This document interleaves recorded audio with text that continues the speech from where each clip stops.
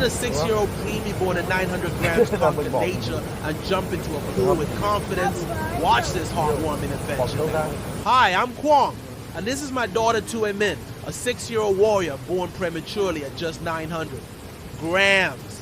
Today, we traveled over 30 kilometers to this beautiful spot with streams and forests, breathing in fresh mountain air. With her weak legs, I wanted Minh to experience nature, build strength, and grow more confident. It wasn't easy, but every step was worth it for her future. The path was challenging.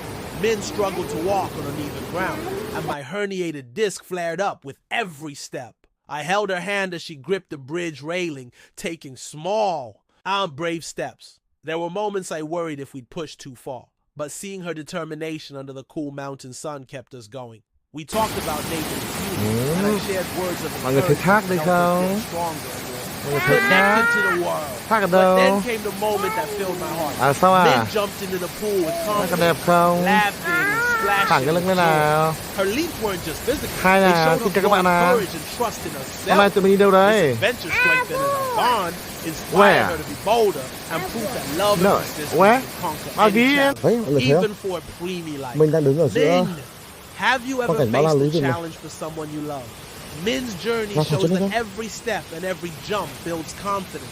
If this inspires you, like, share, and subscribe to Brave Steps Minh's journey to follow our adventures. Let's inspire a community of courage and positivity. Together, Chào các we bạn, can các bạn overcome chả biết nói cái anything. gì.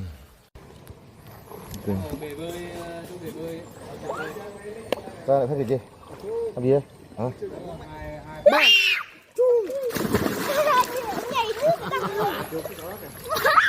Ra chú dạy bơi kìa. Ra chú dạy bơi kìa. Thôi chú ơi, thôi. Tôi chú thôi à?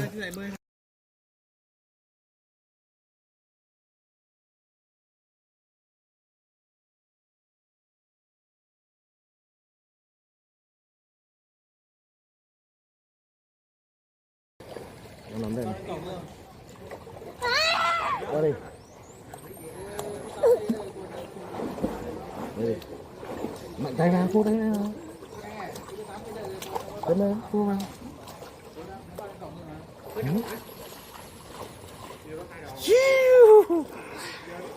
Thấy bơi giỏi không? Thấy mình bơi giỏi không? Mình nặn đi. Tắt đi chưa?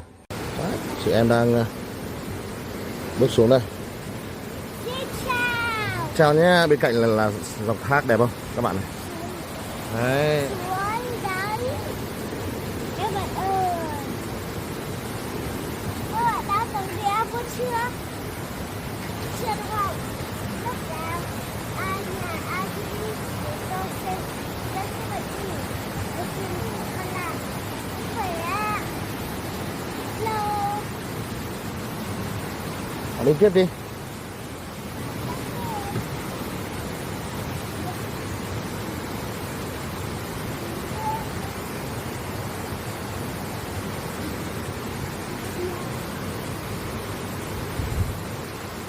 Giỏi lắm. Như đây.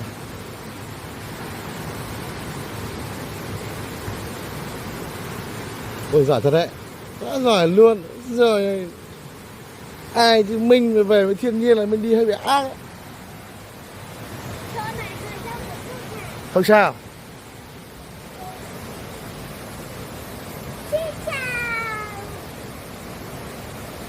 À đừng đấy, đứng đấy.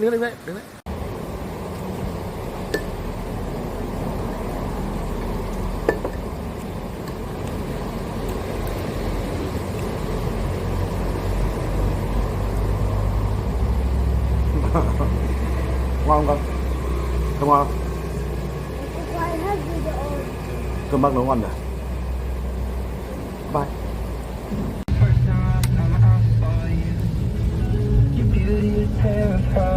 You weren't even trying.